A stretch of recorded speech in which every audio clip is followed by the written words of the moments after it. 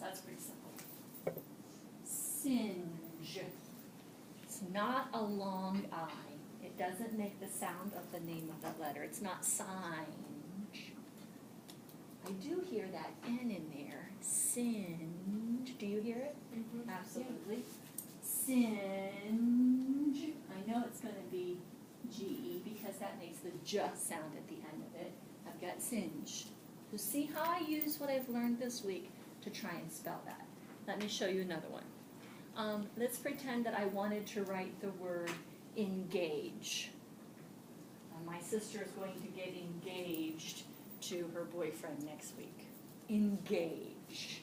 Engage. Here's what I know. I know that I can use syllables to help me with that. Engage. I hear two parts.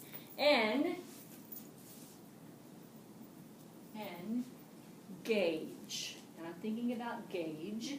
It ends with that J sound. I know that words that make the J sound end in a G-E.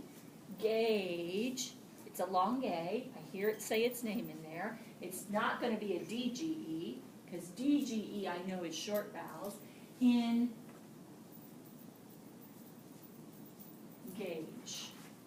See, I thought about everything I've learned this week to help me write that word. Okay? I'm going to do one more. The word I'm going to do is sledge, like a sledge hammer. Sledge. I hear that soul. That's helping me with the first part. Sledge. It's not a long vowel, so it can't just be G-E. Sledge. I hear a short E. And what have we learned this week? When it is a short vowel, I need D-G-E. Here's how I write sledge. You're going to give this a try. In a second, I'm going to give you a piece of paper, and I want you to just spread out in this half of the library. Okay? You don't need to sit down. Matter of fact, it would be a waste of your time to sit down. Just stand up, spread out. I'm going to say a word to you. Some of the words you may have never heard before. Okay? So you really have to use what you know, and you have to use what you've learned this week. And what I'm looking for is that you're making a good attempt. You're making an attempt that you can reasonably explain. This makes sense to spell it this way. Okay? I'm not looking that you spell it exact, but I'm looking that if I come up to you and I say, why did you spell it that way? You can give me some reasons why. And hopefully the reasons you give me are going to be based on what we've learned this week about words that end in G-E with that J sound. Okay? So when you get a piece of paper, if you would just stand up and spread out, just take one and pass it on.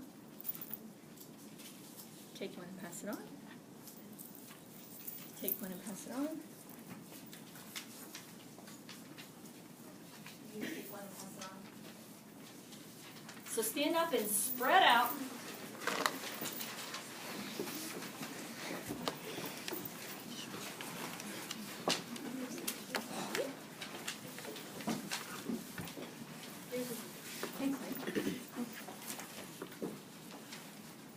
Remember, you're using what you know and what you've learned this week. Okay? I'm not looking for it to be spelled exact, but I'm looking that it makes sense how you're spelling it. So think about what you've learned this week. The word is Sarge, and Sarge is short for sergeant. So we would say, yes, Sarge. Sarge. Use what you know. Use what you learned this week to try and make a good attempt at Sarge.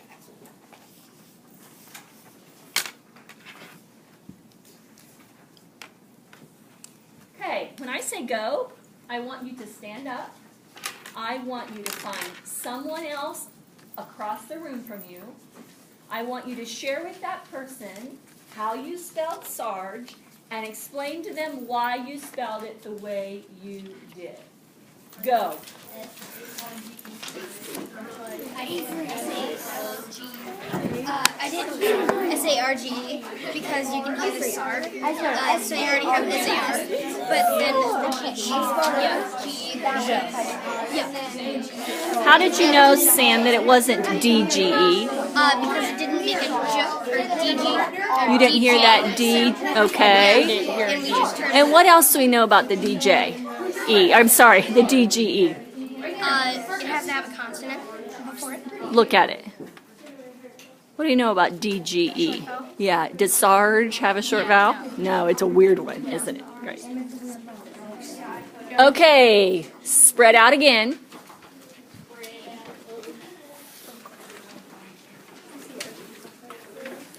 The next word, spread out. Thank you. I want you to attempt to spell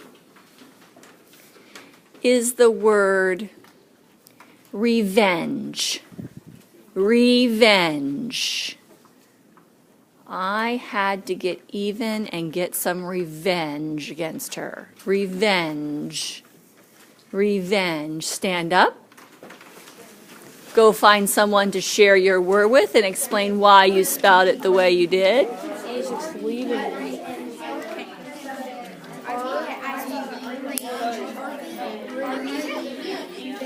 So talk about why. It has a G. You can hear the R and the E. And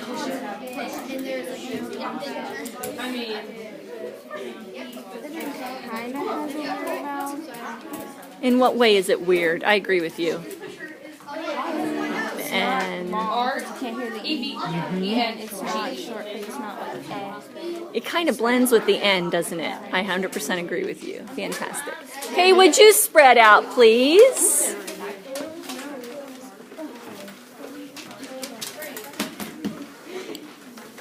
The next word I want you to give your best attempt at is the word smug.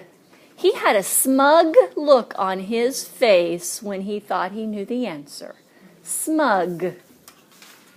Smug.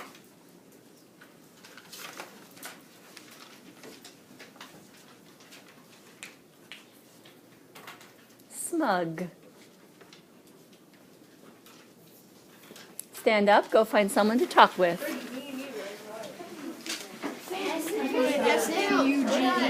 You smelled it. Say it again, how you spelled it? S-M-U-G-E. How'd you spell it? I spelled it the same. You did. Talk to me about why. I think the smug, the SM, smug. Okay. All right. Okay. It wasn't a long vowel, it was a short vowel. Okay. The U was a short vowel, and the, like, and so I knew that was a GE, it's a short vowel. What have we learned about GE this week? What sound does GE make? Say smug again to yourself. Do you want to change your mind? SMUG, SMUG. Everybody stop and come back, please, to our meeting spot.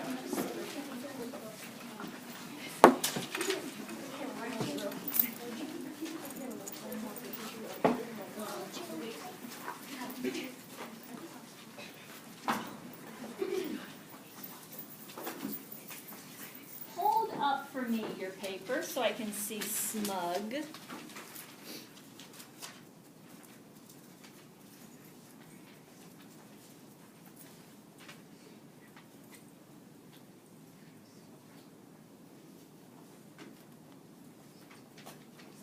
Put your papers down because I'm seeing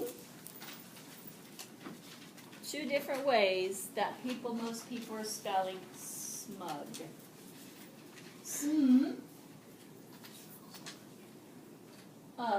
I'm seeing people do it like that. And I'm seeing people do it like this. So I'm seeing S-M-U-G and I'm seeing S-M-U-G-E. Now this happens, by the way, when you go to spell a word, you're like, is it this or is it that? It's a good idea to write them both down both ways and then look at it closely, analyze it.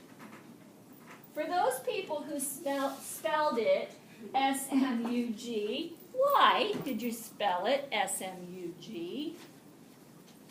Why did you spell it that way? Kelly, why did you spell it that way? Because if you put the NGE makes the j sound, and smug doesn't have that sound. That's what we studied this week. GE says ja in the word smug. There's not a ja sound at the end. But you know what, guys? I see this from writers all the time.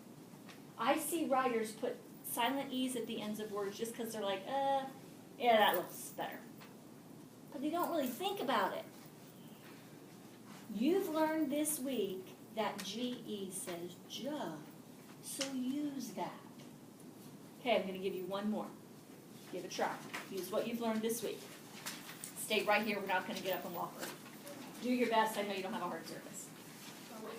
The word I want you to attempt to spell, it means a sled that they ride in the Olympics. And they kind of go down a track, an icy track, and there's usually one person in it or two people in it. It's called a luge. Luge. Use what you know. Use what you've learned this week, and the word is luge. Luge.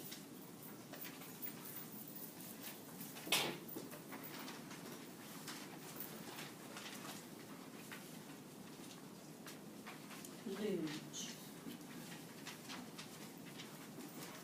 Let me see what you got for your tense. Now, I figured this was an unfamiliar word for you. Luge.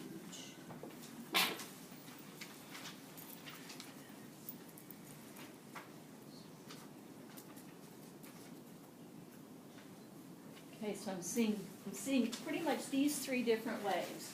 I'm seeing some people do L-O-U-G-E. I'm seeing some people do L-U-D-G-E. I'm seeing some people do L-U-G-E. If you did L-O-U-G-E, raise your hand if you will share with us how you came up with that idea for spelling luge. It makes perfect sense to me why you did that. Tell me why. All right. So the O is before the U, so it makes a sound. Luge. What's the word? Luge. Yeah, luge. And it has the GE at there. Okay, so you knew that. Okay. And Lou is spelled L-O-U. Yes, like you may know someone's name spelled that way, like an Uncle Lou, or maybe it's a friend or a neighbor. Absolutely. So I totally can understand why you would attempt to spell luge that way. I am applauding that attempt because you knew what you used what you knew, which was how to spell the name Lou, and you knew that it wasn't a short vowel. Right? So you didn't need a DGE, because we've learned that words with short vowels have DGE. Fantastic. That's not how you spell it, though. But I would be thrilled with that attempt. Luge, I'm going to show you my thinking. Luge sounds very similar to huge in my mind. Sounds not exact, but sounds very similar. Luge. That U is kind of a long U, so I would give that plus a GE, because I know, like in page, wage, huge, uncage, it's long vowel plus GE. This is how you spell luge. I had some kids this morning at Park Street do this, and I totally understood why they did this. They spelled it L-O-O-G-E. And when I asked them why, they said, well, Mrs. Crawford, I know that the word loose is spelled L-O-O-S-E. So luge, that's what I came up with. And I was thrilled with that. So oftentimes you have to just have, not oftentimes, always, when you go to write words, it has to make sense, guys, why you're putting what you're putting. And from now on, I hope when you go to write words that end with a j sound, you'll think about what I have taught you this week about GE. Or if you happen to encounter a book that ends in GE, you know it's going to make a j sound at the end. And you'll use that to help you solve the word. Fantastic. Here's what we're going to do now. I am